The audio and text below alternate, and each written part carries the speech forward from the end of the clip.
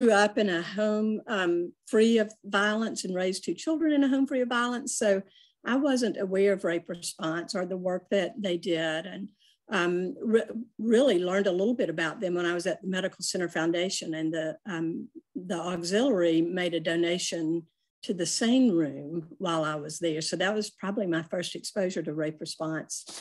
Well, I've got this funny little thing on my, there, I got it. So I wanted to just tell you, it's the hardest work I've ever done, but it's been a real privilege and opened my eyes and given me a heart toward just a group of individuals I didn't realize were trying to work through life and get to a better place. So for 34 years, that's how long we've been around, Linda, for 34 years. And we were under the umbrella of Gateway, and quickly saw a need, Wendy Glassbrenner, to be a standalone nonprofit. So she got those wheels rolling. I also say I'm the most fortunate executive director around, because Wendy and, oh my goodness, Elaine Gerke, I'm going to blame this on COVID, right? And Terry Strayhorn. Terry and Elaine were the first executive directors. And so I'm just the third one over 34 years.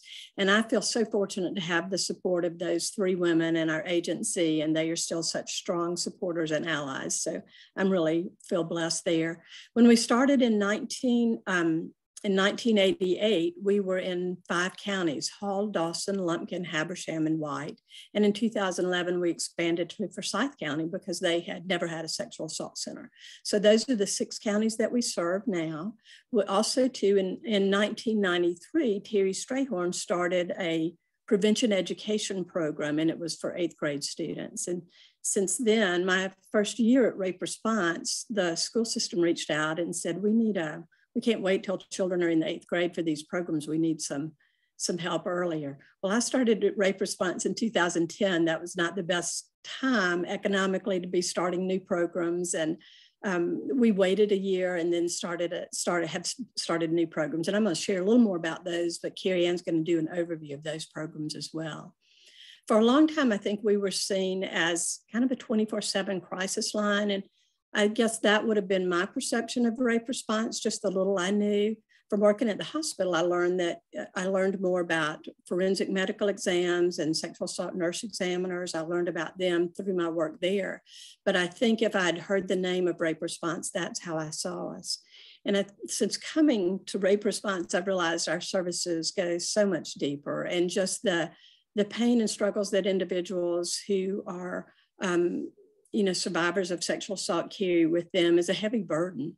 And we serve age 13 and older. So we're working with, from middle school on up. The oldest that we served is 92. One year we had a 92-year-old and a 91-year-old. So the socioeconomic range of those we serve varies greatly too. So I have realized that there are no economic or social barriers to sexual violence. And I'm grateful to be able to work with individuals.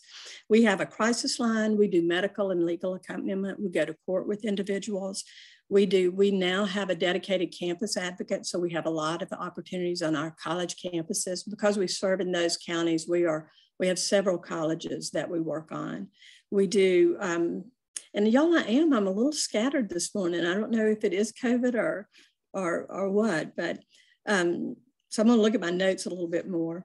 And we are really grateful. I do have to say this, when you're talking about John Ferguson and the medical center, we feel so fortunate to have Northeast Georgia Medical. They're the regional hospital, so they serve all 6 of the counties that we work in. And years ago, soon after I started at Rape Response, like Habersham and Lumpkin, those smaller hospitals, and Northside Forsyth even closed their sexual assault nurse examiner program. They did away with the same programs at their hospitals. They just they're not a money-making program for a hospital. And some guidelines changed for how they were reimbursed. And I feel so blessed to have walked through that process with Northeast Georgia. We had a lot of conference calls sitting in the administrator's office and trying to work through that. And through it all, the hospital has stood by their SANE program, and especially during COVID and the work that they've done. So they serve all 6 of our counties. So we're, as well as many others, for sexual assault nurse examiners too. So last year, I wanted to let y'all know, we served 830 survivors of sexual assault last year, which is shocking to me, even though I'm in this line of work. And 40% of those were from Hall County. So 334 were from Hall County. We do our, and I want to say this too, I'm so glad to see Sonia on the call, and I talk about the SANE program. And Sonia, maybe we'll have time for you to say something about this, but I believe you were the first SANE at the hospital. And I don't know how much you had to do with starting that program, but I would love to hear more about that. So thank you for that too. And then I know Nancy was at the hospital. It's interesting, when I started at Rape Response in 2010, I had never met Pat Paris, who was the lead SANE, the sexual assault nurse examiner at that time, but I had seen her on a video because the Medical Center Auxiliary had raised money for some new equipment for that SANE room. So it was kind of interesting to see those paths cross and things come together.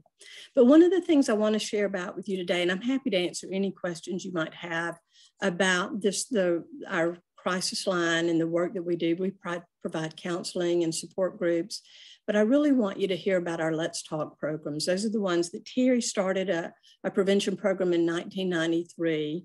And then in 2011, we started a 7th grade program, and we kept it kind of at Gainesville Middle for a while. We had one educator at the time, and then Hall County schools heard about it, and we expanded to Hall County, and then we created a 6th grade program at the request of schools. And in 2018, a law passed, Aaron's Law, which requires sexual violence prevention awareness in schools, actually in kindergarten through high school. And because we serve age 13 and over, we've been able to create these programs, and we got them copyrighted 2 years ago. And Carrie Ann's been teaching them for us for 6 years now. So she has a degree in education and Christian education. So she's been teaching for us, or her degree's in business, and then she got into education. So she's our lead educator. Last year, even with COVID, typically in a year, we work with about 14,000 students through these programs. Last year, it was around 10,000 because we fluctuated between virtual and in-person. This year, I believe we've been mostly in-person in our schools, and we work with these counselors and get those classes set. So I want Carrie Ann to do an overview. It's always interesting when we're out and we talk about these programs, because our goal, we want people to be at a better place, not have to work to get to a better place. And if I've learned anything about sexual violence, it's a burden and a struggle that individuals carry silently.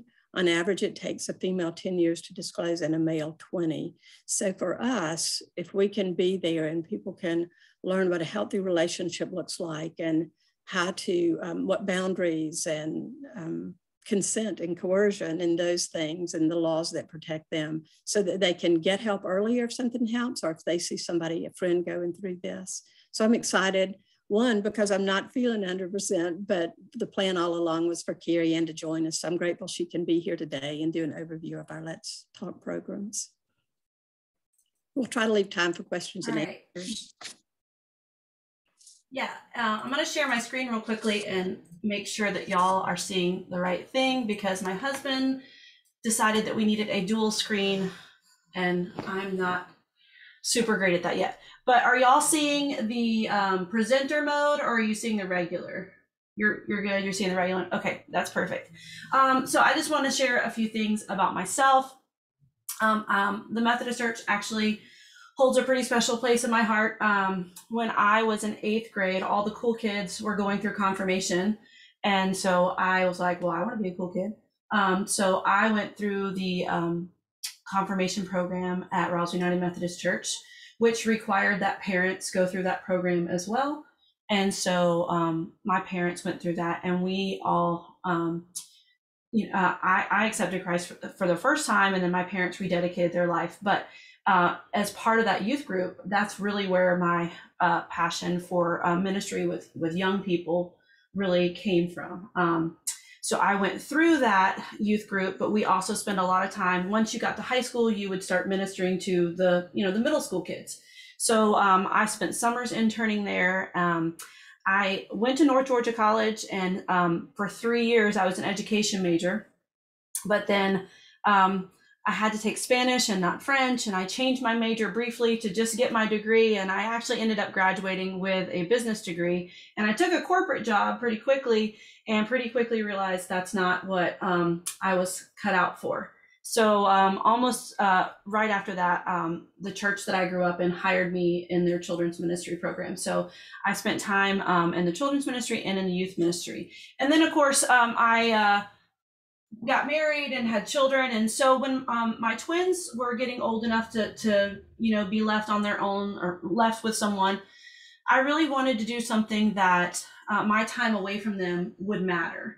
That it would be something that was making a difference. And my neighbor was on the board for rape response. And so she let me know about the educator position. And it's been a real blessing for me because I feel pretty strongly that meeting people's earthly needs is the first step in any journey for people. You can't have a relationship with God. You can't have a relationship with faith unless you are having your earthly needs met. And so this was a unique opportunity for me to be in the public schools and in private schools and reach out to kids and just be, just be a light to them, help kids feel seen, and make them feel like, hey, there's somebody out there that is an advocate for me, that wants good things for me. So that's my personal journey with rape response. What I want to share with you guys today is just sort of some highlights. So like Jeannie said, we are currently teaching 6th, 7th, and 8th in the middle schools.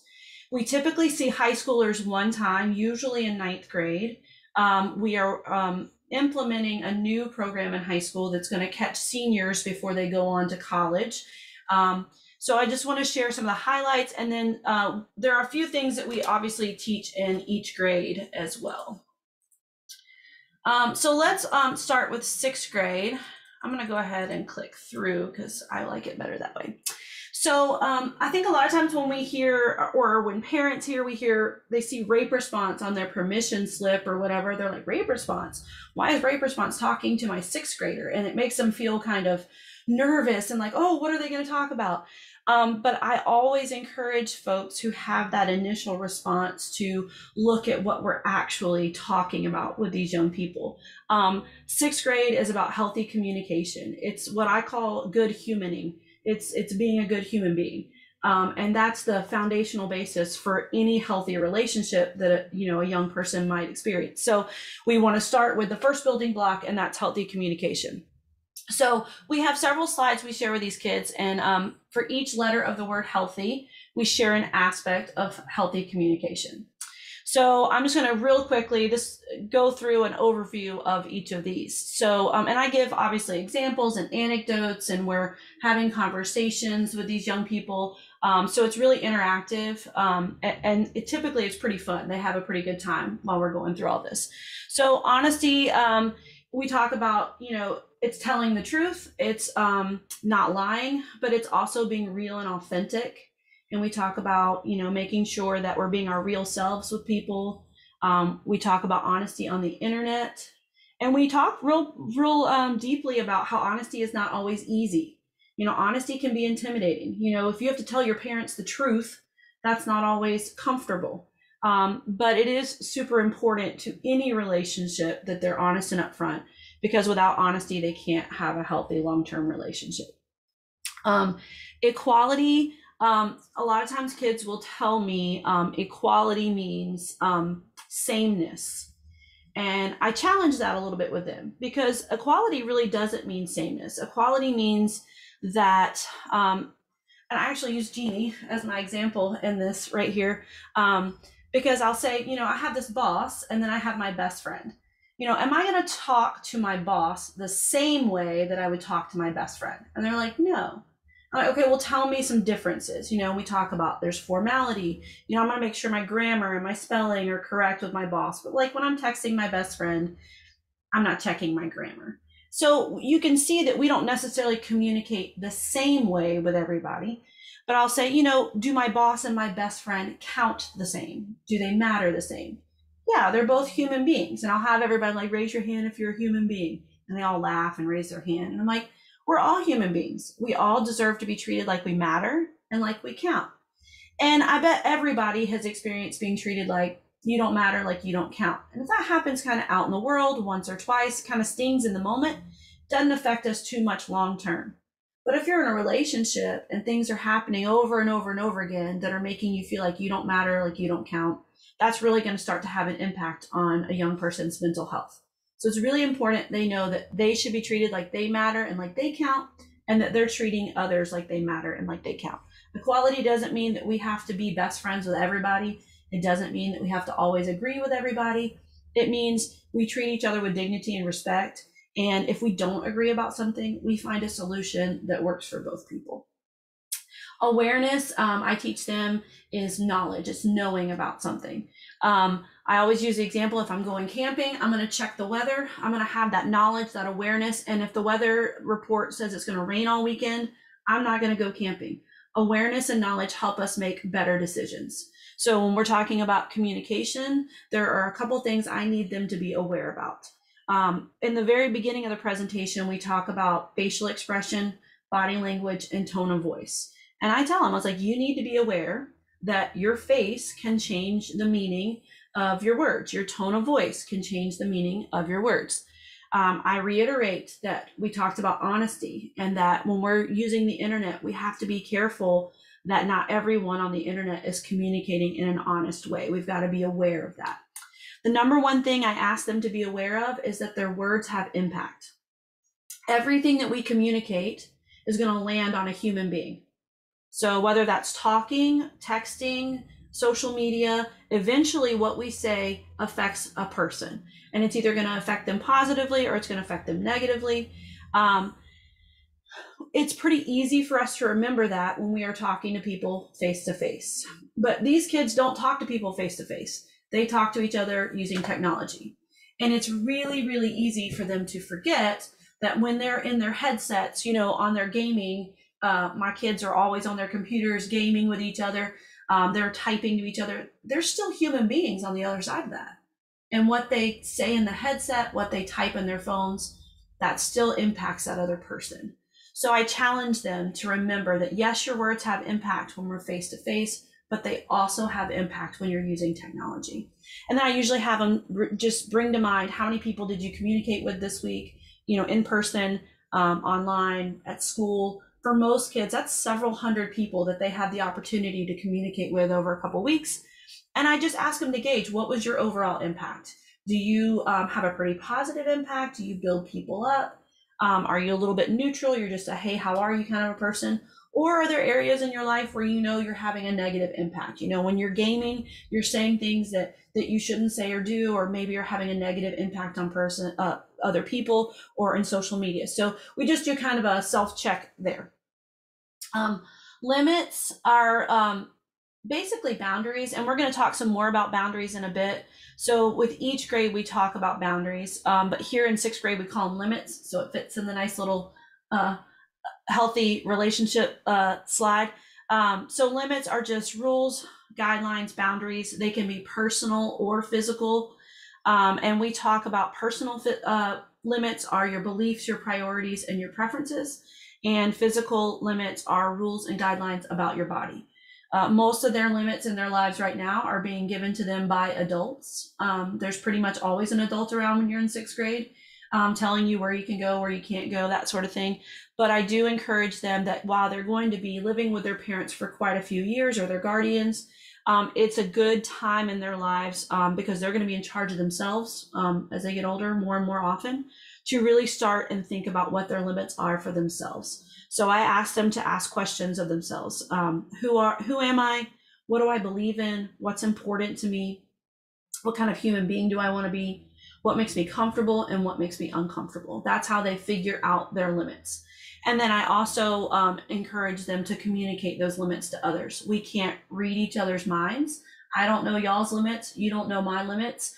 We have to speak things out loud for people to know what we're okay and comfortable with and what we're not okay and comfortable with.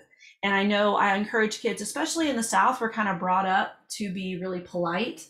And being polite is great, but they should never feel like it's rude for them to let someone know, hey, I'm not comfortable with this. Hey, I'm not okay with this. I want them to always feel empowered to let someone know where their limits are. So we'll talk some more about that in a bit. Trust just means it should feel like a safe place. So the people we care about, we should be able to trust that they're going to listen to us and believe us. They're not going to say things like, "Oh, did it really happen like that? Is that really what he said or she said?" They're just going to listen to us and believe us. They're going to take us at our word. Trust means that that person's going to keep private things private. Kids need to know that there's an expectation of privacy in a relationship. As long as there's no health and safety issues, things should stay between two people. Now, we do go through and make sure they understand if there's a health or safety issue, they need to reach out and talk to a safe adult. And then trust is also reliability, being able to count on each other. Being heard is being different than being listened to. And I use my teenagers as the example because oftentimes when I'm talking to my teenagers at home, this is what I'm talking to. And I'm like, "Hey, Philip, can you take out the trash?" And he's like, "Okay, Mom, I got it. Sure thing, whatever." And he's listening with his ears because he's answering my questions. I know that his ears are working. But do I feel like he's taking me seriously? No. Do I feel like he thinks that what I'm saying is important? No. So being heard is making someone know, "Hey, what you're saying is important to me.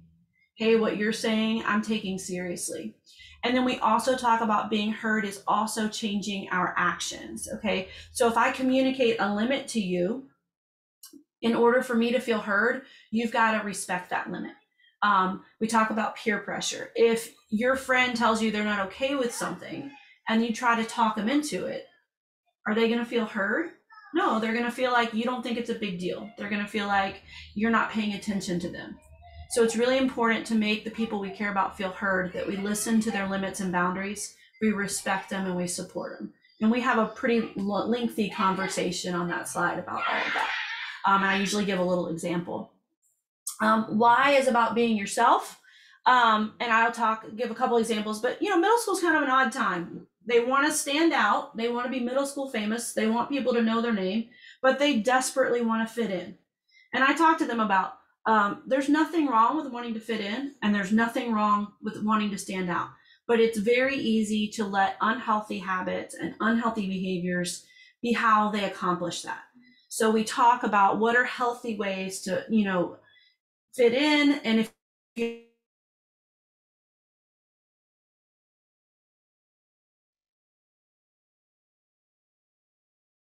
those are ways that people can really know who you are without letting negative behaviors be what everybody knows you for. It's a lot easier to get middle school famous if you engage in negative behaviors, but a healthier approach is to choose positive behaviors to be middle school famous for. So we go through several examples of all of that.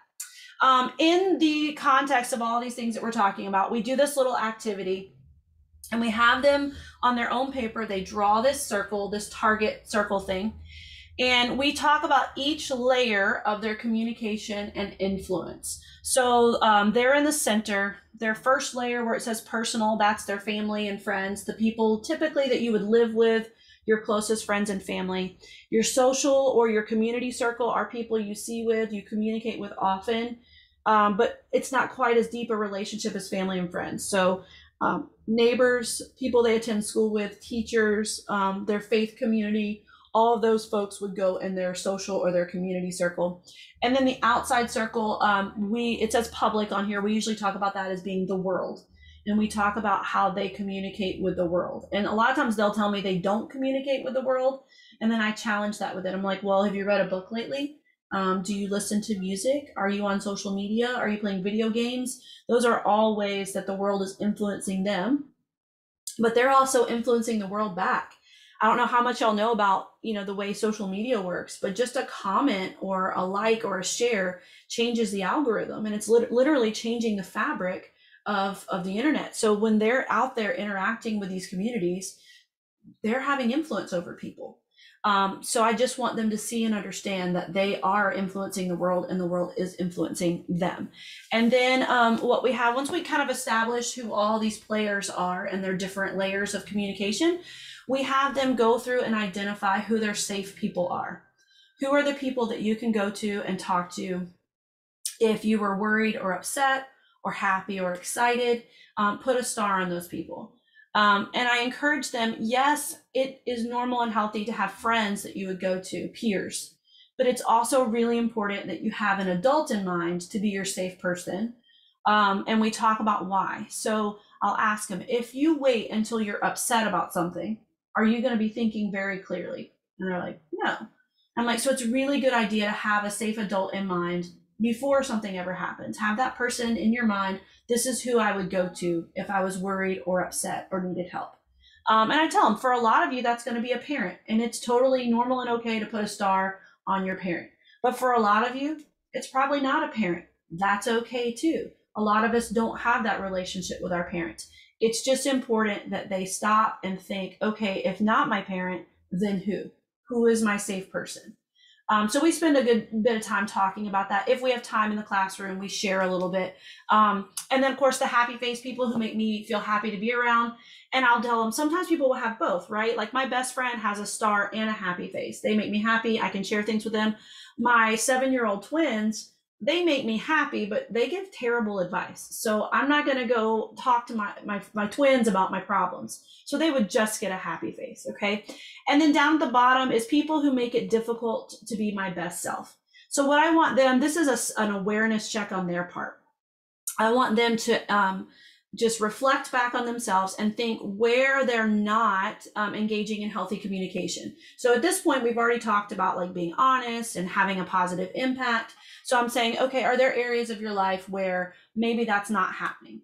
The easiest example we often give is siblings. And I'll tell them, like, if you have a brother or sister, and most of them raise their hands, I'm like, are you your kindest, most patient, best human being self with your brothers and sisters? And they're like, absolutely not. And I'm like, see, so you can see that maybe a brother or a sister is an example of where you're not being your best self, okay? But then we talk about maybe it's on social media, maybe you're not being honest, or maybe you know that there are people who are crossing boundaries or limits. Maybe when you're gaming, you have a negative impact on people. You are saying things that you know you really wouldn't say if you were in an in-person setting. So I just asked him to kind of reflect on that. And I'm like, you know, an X doesn't mean that you have to get rid of that. It's just a little mental check so that the next time you put that headset on to play video games, just check yourself. Say, oh, you know what? Today, I'm not going to have that negative impact. I'm going to try harder. I'm going to be my best self. I just want them to start to think about, you know, where they're being their best and where they're not being their best. So next, let's talk a little bit about 7th grade. So 7th grade is when we talk first about healthy and unhealthy relationships, and then we cover a little bit about Georgia law. So when we're covering healthy and unhealthy relationships, the first thing that I tell them is we actually have 2 like lists on the slide. One side is the list of healthy, let me see what the next slide is. Okay, never mind. All right, so what I want them to know first is what a healthy relationship is supposed to look like, right? So this is what they should experience in friendships and in dating relationships. And we do, I do make sure they understand that the rules for parents are different than the rules for boyfriends, girlfriends, and best friends. And I'll usually use the example. Would it be okay for like a boyfriend or a girlfriend to track your location using GPS on your phone? Absolutely not. That would be a violation. That would not be okay. Is it okay for your parents to track your location on your phone? Yes, that's something that would be appropriate for a parent to do. So the rules for parents are different than what the rules that we're talking about here for friendships and dating relationships. So we kind of make that qualifier first. So again, we talked about equality already. No one is more important than the other. Both people are being treated like they matter and like they count. Equality does not mean that they're always going to agree. Equality means that when we don't agree, we find a solution that works to both people. I usually give the example, my husband and I do not care for each other's music. In fact, I hate his music and he hates my music. So when we first got married, one of the biggest arguments we would have when we got married was what to listen to in the car, which is so silly thinking on that. But we would really get upset about it. And he didn't tell me like, no, we're going to listen to what I want to listen to. And I didn't tell him like, absolutely not. Your music is trash. Like, I don't want to listen to it. No, we had to come up with a solution that worked for both of us. So we tried taking turns. We tried whoever was driving was going to pick. And sometimes if I have time, I'll ask the kids to say like, what do you think we did? The solution that worked for both of us after about a year was we don't listen to music when we're in the car together. And we've done that for the last 18 years, okay?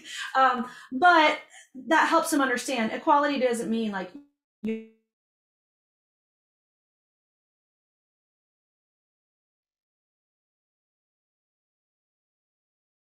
and we talked about that. Their relationships, they should be able to talk about the good, the bad, and the ugly. We especially talk about it is important that they are able to communicate when they are, am I lagging? My kids are streaming. If my internet lags, y'all let me know. Am I good? You are lagging some, but we got okay. about 5 more minutes to have time for questions. Okay. All right. So we're going to cruise through this. We want to paint the picture of what a healthy relationship looks like first. Okay. And then I spend a lot of time on this slide right here. I let them know that these are the signs and symptoms of an unhealthy relationship, and these are the signs and symptoms of an abusive. We go through the unhealthy stuff, but I spend a lot of time on the signs of abuse. And here's what I really drive home right here. I make sure they understand that abuse will always escalate. It's going to get worse. So it's really important that they recognize these signs and symptoms, because sometimes kids will only see one sign or symptom and they'll brush it away. They'll think it's no big deal. And I'm like, no, the longer you stay, the worse it's going to get. The longer you stay, the more likely you are to get hurt. The longer you stay, the harder it is to get out of that situation. So we talk a lot about abusive communication. And then down here at the bottom where it says force of sexual activity, I make sure they understand that force can be physical force, but it's also psychological force. It's anytime somebody's bullied, talked into something, nobody has the right to make them do anything that makes them feel uncomfortable or makes them feel unsafe. And we talk a good bit about that right there. And that leads right into this slide about coercion. So I just tell them coercion is just a fancy grown-up word that means talking somebody into doing something that they don't want to do. There are a lot of ways that happens. Peer pressure is a type of coercion. A lot of times in dating relationships, it sounds like, well, if you really love me, you would do this. Well, should we just break up? Do you not care about me? My last girlfriend didn't think this was a big deal. So they usually will volunteer that they know people that talk like that. So we make sure that they know that if we really care about people, we're going to make sure that that person is comfortable and that person doesn't have regrets. And if we're making sure that person's comfortable and that they don't have regrets, we're going to respect limits and boundaries. We're going to make sure that we're not talking them into things that they don't want to do, and nobody should be talking us into doing things that we're not comfortable or okay with. Oh. All right, 8th grade is when we cover consent and the law. So obviously we're going to cover consent in sexual situations and what the law says about consent. I do give them a general definition of consent first. So these are 8th graders, y'all. They are pretty savvy. They're interested and they want to know what the law has to say. So I tell them the general definition. If they were going to go on a field trip, the school would give their parents a choice. Their parents could choose to say, yes, we give permission, we approve, we agree, you can go on the field trip. But their parents could also say, no, I don't approve, I don't agree, that's not something I want for my kid. The school is not going to pick up the phone and try to pressure or blackmail or coerce, the parent into letting the kid go. If the kid's not allowed on the field trip, is anything bad going to happen to them? No. They might be disappointed, but they're not going to, their grade's not going to be affected. Their teacher's not going to be mad. It's not going to be a big deal. And when the parents make their choice, is the school going to respect it? Yes. That is the definition of consent that I want them to take away with them. Consent's about choice. It's about being able to say yes or no, no pressure, no consequences, and everybody respects the answer. All right. When we're talking specifically about consent in sexual situations, where it says active and ongoing, I make sure they understand active means that somebody has to be awake and sober and able to make choices for themselves. So if somebody is asleep or unconscious, has been drinking or doing drugs, their brain's not able to evaluate risk. They can't actively make good decisions for themselves. So they cannot consent really to anything. They cannot especially consent to sexual activity. So we talk pretty in detail about that. And we talk about equal power. We use a couple different examples, a boss and an employee. We talk about age and unequal power and experience and unequal power, and make sure they understand that in order for there to truly be consent, there has to be, equal playing field for those folks. I talk with 7th, 8th, and 9th grade about force and the differences between physical force and psychological force. I think all of us, when we think of sexual assault, we kind of mentally go to physical force, and that's what we see on TV and we see represented, it's important that everybody understand that kids are way more likely to be psychologically forced to do something sexual than they are to be physically forced. And they need to understand what that looks like.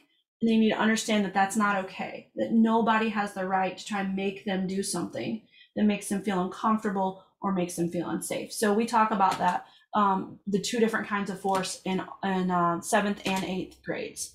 And then in 9th grade, I know we're about out of time. 9th grade, we talk about basically everything we've already talked about, but we talk specifically about dating abuse. And we go into detail in each of these. I think a lot of times we only think about physical abuse, but kids are experiencing things that, you know, digital abuse is not something we would have ever had to experience as young people, but they experience that regularly. So we make sure that they understand what each of these looks like, and that it literally can affect any human being. I make sure they know it's not a gendered issue, that males and females are affected by these different types of abuse in all kinds of relationships. We go over healthy habits as far as using the internet, make sure they understand that what they say and do online paints a picture of who they are as a person. And there are people who are looking at that, you know, their employers, their colleges, that sort of thing. How are we got like a minute or two? So we already talked a little bit about limits with 6th grade. We cover this with all the grades. We make sure that they know what a boundary is, how to figure out what their boundaries are. And then I encourage them to be ready to say them out loud, and to kind of advocate for themselves if they need to. That people should respect their boundaries. Nobody has the right to make them feel uncomfortable or afraid. We cover sexting with all the grades, 6th through high school. We didn't used to, but it's become an issue that the schools have asked us to cover even as young as 6th grade. So we make sure that they understand that sexting is anything that has sexual meaning. A lot of times they think that if it's not a nude picture that it's, you know, that somehow it's okay. And so I teach them something I call the grandma test. And I tell them, I was like, I want you to think about your grandma right now if you have one. And they're all like, ha, ha, ha. And I'm like, if you don't have a grandma, think about a teacher. And I said, so sometimes it can be tough to figure out what's okay and what's not okay online. So this is what I want you to think about. I want you to think about your grandma. And every time you send a direct message, a private message, a snap, you upload to your stories, you create a meme, anything you're doing, I want you to imagine showing it to your grandma first. And if you would be upset, embarrassed, or in trouble for your grandma to see it, then that's a good indicator that that's not something that you should have on your technology. Okay. Are we out of time? Pretty much. So, okay. I don't know if you want I'll just say this. I won't go through it. We do cover human trafficking with all of our grade levels now, 6th through high school. And we use the same information. We make sure that they understand that trafficking can affect anybody, and any area all over. It's not just a city problem. It's an everywhere problem.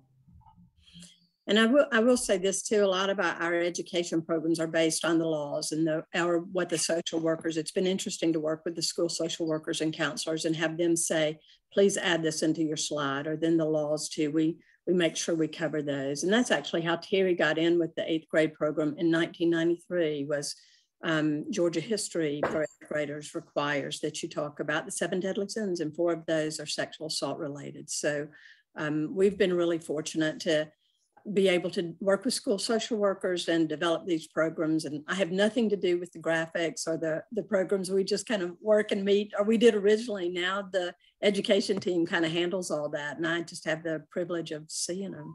But do y'all have, thank you, Carrie Ann. Yes, ma'am. Everybody's time. And I know some of y'all will be trying to get to church too. Do y'all have any questions about our services, our education programs, or what we do? Carrie Ann, is the instruction, the classes done at the classroom level, one classroom at the time? Typically, yes, that is our preferred environment because it gives me the opportunity. If a child needs to disclose something, they're much more likely to do that at the end of in a classroom setting. B, behavior, classroom management is better at the classroom level. I do have schools that will push to kind of throw it in the auditorium and kind of do it as a let's get done in a hurry. And we do have to do that occasionally. That is not our preference. Most of our instruction is taking place in the classroom level, and that is what we ask our counselors for. And do you get to do multiple sessions with one classroom? So 6th and 7th grade are just a one-day class. So we literally see a 6th grader one time, one day. In most schools, 8th grade allows us to do a 3-day program.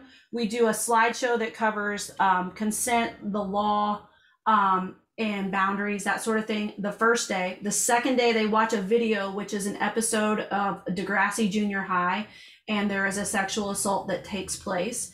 And then I come back, they watch that with their teacher. I come back on day 3, and we talk about what happens during a trial of a sexual assault case, who's present, what the key players are. Then we take the characters from the video and kind of imagine what the witnesses would say. And then they actually do a mock trial. They write closing arguments, and we have a jury, and they give closing arguments and vote guilty or not guilty. And then usually we have time to talk about, okay, whether we found this person guilty or not guilty, let's talk about the survivor. Is there good that comes out of them coming forward and telling their story regardless of what happens in court? It's always good to come forward. There's healing to be had. So we talk about all of that on day 3. So 8th grade, we typically have 3 days. I have a question. I know we most often maybe associate rape with women's violation. And do you all have an advocate that, or do you also serve maybe young men who have been raped? And do you have male advocates that could step in under those circumstances? We serve all genders, for age, if they're age 13 and older, we're going to work with them. We have had 2 guys go through our volunteer training. They haven't, and one interned with us in the fall, but typically the women, we have the men that we've worked with will come to our office and meet with our therapist is a female, our staff, all of our staff are females, and so they don't have a problem with that. So we don't have any active male volunteers. We do have resources for male survivors. And I should be able to give you the stats because I'm in grant writing mode right now, but I can't recall the number of males that we serve, but we do serve males on a fairly regular basis. Carrie, you want to stop your screen share so we can see? Yes, sir. Sorry about that.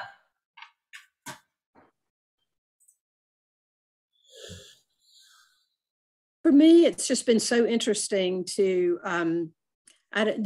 being at Rape Response has opened a world, kind of a world life view that I hadn't seen before. And it is really a privilege to work with survivors of sexual assault and to work within our school systems. And we work with medical, law enforcement, and judicial, and to have these opportunities and to see individuals and to hear them, but to kind of walk that path with them and see them take the step and learn what it is to have a healthy relationship, or to see that light bulb come on, or to hear somebody, just to believe them. I mean, we're fortunate, we're advocates, and that's our role, is just to believe somebody and help them to understand the process and how to get their needs met, or if they choose to report to law enforcement, or if they choose to have that exam done at the hospital or go forward with the judicial process. We are a resource for them to help them understand that. And that's a real privilege. I've realized, I mean, like I said, how I grew up, this was foreign to me, but honestly, all survivors, it's foreign to them. They don't know where to turn or how to get help or what the resources are. So I'm grateful for a team of folks that work with me and in our school systems. I love our education programs and what our educators have done. And we always need educators. We always need volunteers. We have administrative volunteer openings and as well as crisis line volunteer openings. And we always need prevention educators. If y'all have any family members who would be open, that's one of the reasons we haven't been able to do our 12th grade program for students who are graduating, is we just don't have the educators right now. We have 4 or 5, but not enough. Jenny, I was really surprised at the numbers you talked about, over 800 and something, and the 6-county area and 340 in Hall County. Are the majority of those with family members, friends, people they know, or what's the makeup there? And it really varies. And I can get you those stats. I'm sorry, I don't have them, but we do see most of them are not strangers. The percent, especially among juveniles, 93% of juveniles know their offender. We do work with survivors. We work with adult survivors of child molestation. We work with incest survivors, just, intimate partner. Just most people know the survivor and there's some type of connection. And I know for me, there's some, when I first started, I really my heart went out because my children were younger then. And so college students just really, it was hard for me just seeing them. I wanted to bring all of them home and try to protect them and keep them safe. And we do a lot of work and a lot of prevention work on college campuses. But, now, there are also those survivors that are my age. And I just think sometimes that could have been me in that situation. And just, it's across the board, Ron, as far as the relationships go, but most are not strangers. Jeannie, Sonia, I just want to say it's been gratifying to hear how this program has evolved and how many people it has reached. And of course, there's so many of the scope that needs to be covered. But thank you and your group for what you're doing. Thank you. I appreciate you getting that SANE program going and working as a SANE all those years ago.